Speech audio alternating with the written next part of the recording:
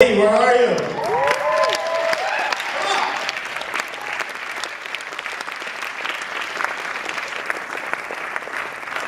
And last but not least, we have Josh Keith here.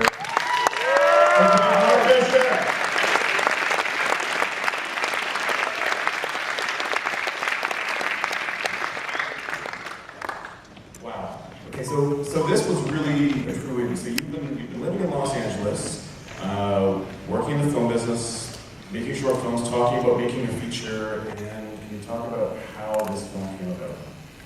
Yeah, me and Josh, who's been my collaborative partner since we were like 12, we made a short film that went to Fright Fest in 2011, and we went there, and it was such an awesome experience, and we were just like, fuck, we gotta make a goddamn feature. So we wrote something that could be done on a minimal budget, we could raise money for, and we just wrote it and packed our car with equipment and raised the money and shot it. And here we are. So what kind of stuff were you kind of like going on for inspirations? Whenever I pitch it to somebody, I say it's a mix between Fire in the Sky and the Terminator. Do you guys agree with that? Okay, so that's how I pitch it to everybody. I actually structured the first 15 minutes, if you notice, it's like exactly like the Terminator. I feel so shitty, or I feel so bad. But we've got like introduction to the good guy and the bad guy, and you know, it's just the way it all culminates. First 30 minutes is fucking the Terminator. And Graham, what attracted you to this project? I have always been a really big horror fan, and I met Joe working on the awesome reanimated musical. Herbert West! He was our stage manager, and he and I got along immediately. We were trading DVDs back and forth. He introduced me to Inside, which totally blew my mind. Man, that movie sucked. It was awesome. So at one point he said, hey, I've written the script, you want to read it? And I read it, and it was fucking awesome. And he said, you want to come out to Rhode Island for a month? And I said, fuck, yes. So, yeah, we're here. And Vanessa, bit of a shock, I think, for the audience to see that scene. Tentacles, right? Yeah. What can I say? How would I say no to that? You should explain to the audience how I pitched that to you in the casting session. I auditioned, and then at the end of the audition, he was like, so, well, there is a scene where there may be tentacles attached to parts of you where you may have never been seen before. I'm a big. This screen, never. No. And I was like, yes, hell yes. For you, yes. She did. So you're also the actor, producer, and also the editor. Can you talk about when you guys first met? Like, talk about your early works. Actually, the first time I met Joe was in freshman year of high school. And the first thing he did is give me a copy of Irreversible. And I was like, okay, cool, this is amazing. I can totally get along with this guy. And then for years, it was just like, this is new, you have to see this. This is new, you have to see this. And I remember when Cabin Fever came out, like the first weekend it was out in the States, we were like, cool, we have to go into the woods and make a horror movie like this weekend. Like, that's what we're gonna do this weekend. Everyone else is like, oh, we gotta go to this, we're gonna do that, we're gonna go to parties. We're like, no. Just like Cabin Fever, we have to go make a horror movie in the woods. So that was pretty much high school for us. Not even classes really, it was just movies. And I just have to point out that they have the best arms of the whole festival. So Josh's arm here. She just got an almost human tattoo.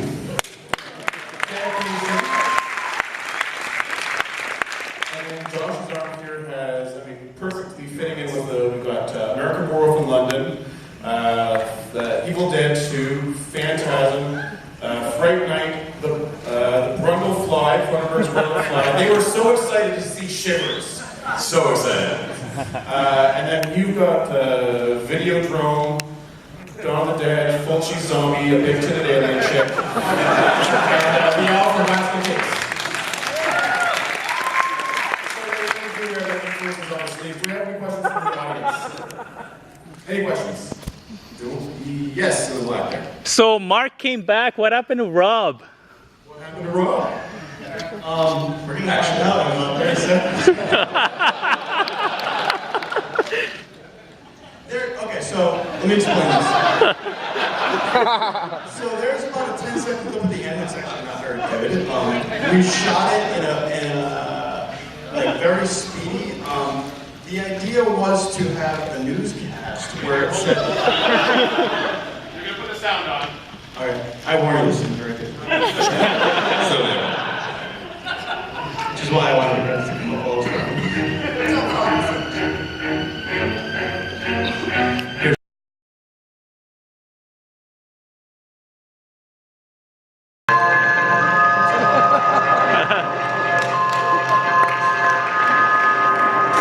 You guys have seen the video, bro, right? Tell me what I ripped that off.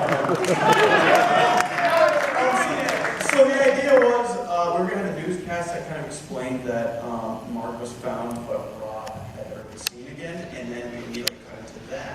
The newscast never got filmed, so unfortunately this is not the effect that I wish we did.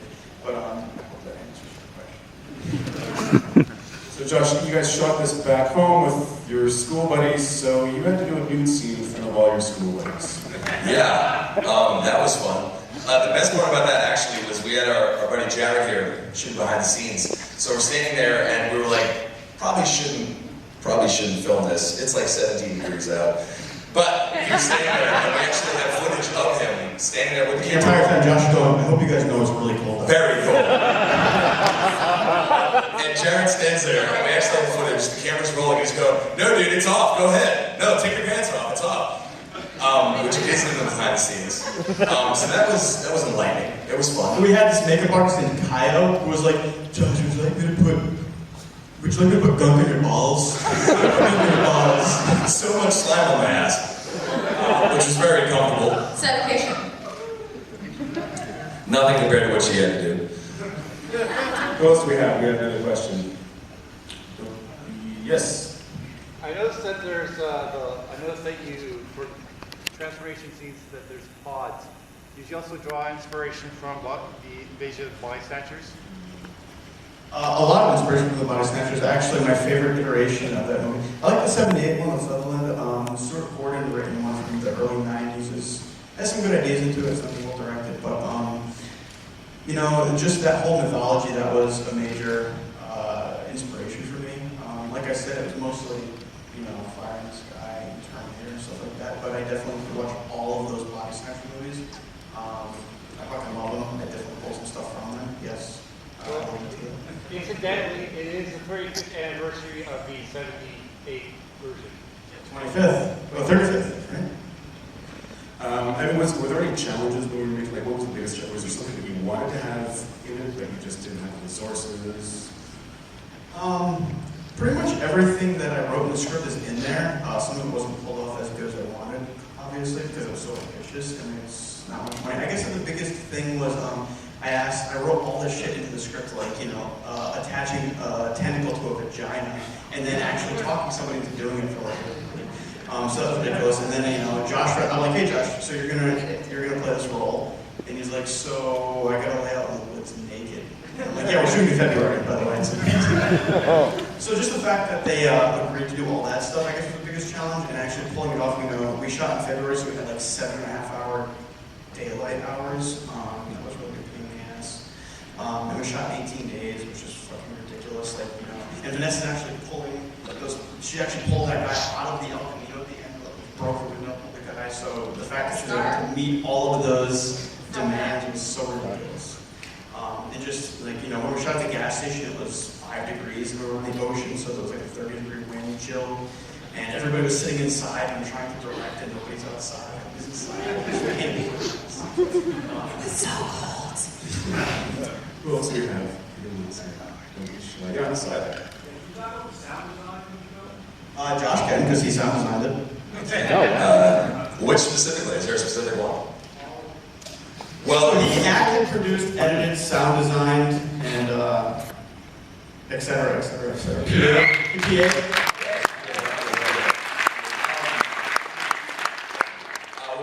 When we decided the sound design of the film, we wanted to have a very specific footprint for Mark as far as the sound goes. And so we watched films like Extra and The Thing, and everything that we could find that was like a human being with some sort of an alien inside of them, and really just copied and transmogrified everything that we could find. The actual scream that I do in the woods and the house and everything else is a pig squealing, slowed down 1,000%, double chorused, and then I think with a very heavy, like 10 millisecond delay for like 5 seconds. And that was the first one we came across. It took us 3 different passes at that sound to get it. We were like, yep, that's it. We sound designed this entire movie in our apartment complex, so like there's guys on the other side of the wall beating on that fucking wall. We have this crank of Josh screaming, there's people just beating, and we're like, do you mind?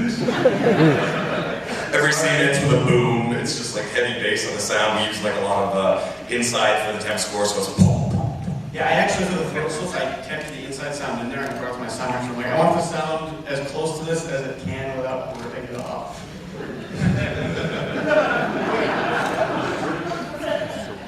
And the interesting thing is, like, you guys did submit this last year, but it was just so rough. You guys weren't been able to even. Yeah, so we submitted it.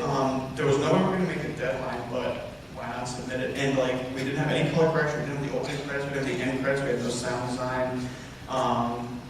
You know, I just blindly submitted it, and we continued to work on it. We finished it at the end of last year, and we acquired some awesome sales agents. I don't know if you're still in the audience, but those guys are fucking awesome. Their sales agent is called WTF.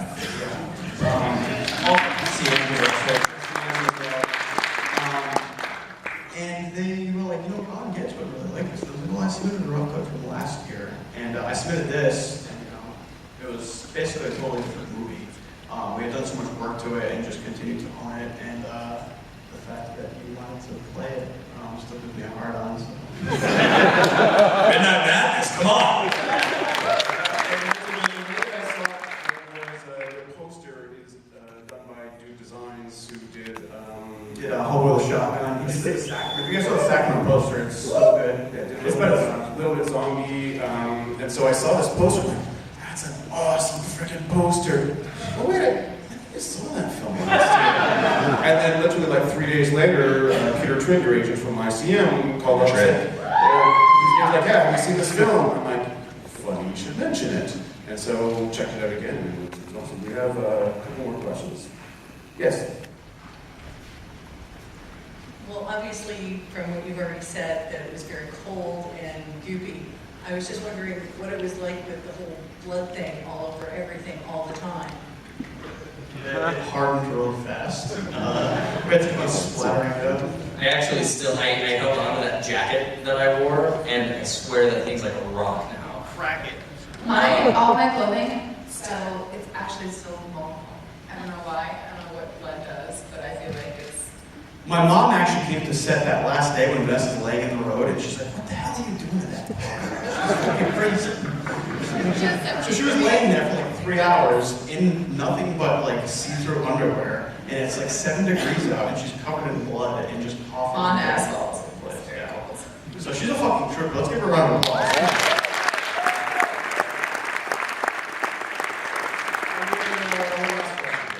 Anyone? Let's blend it. Yes? I thought it was shot on film while watching it, but I noticed the red logo at the end of it. Was that something that you were trying to accomplish for the setting in the 80s? I'm such a fan of 16 millimeter, and unfortunately I couldn't shoot on it. I just don't have the technical prowess nor the cash.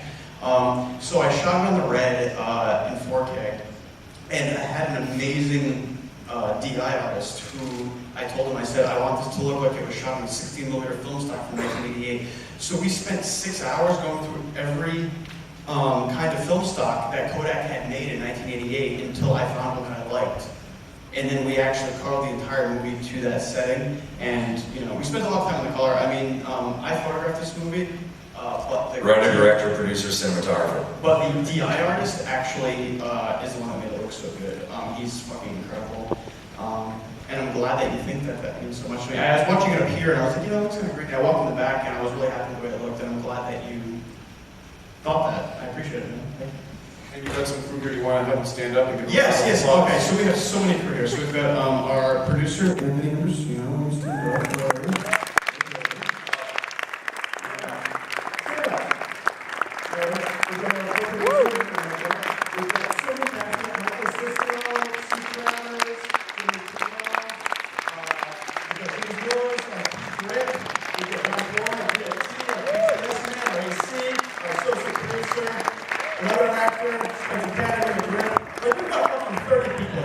so crazy.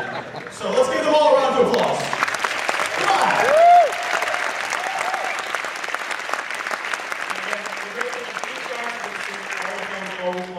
They're here not just for the 11 days of the festival, but for 12 days. It's so funny. I go to every meeting and everybody's like, "What have you been up to?" And I'm like, "Watching movies," and they're like, "Really?"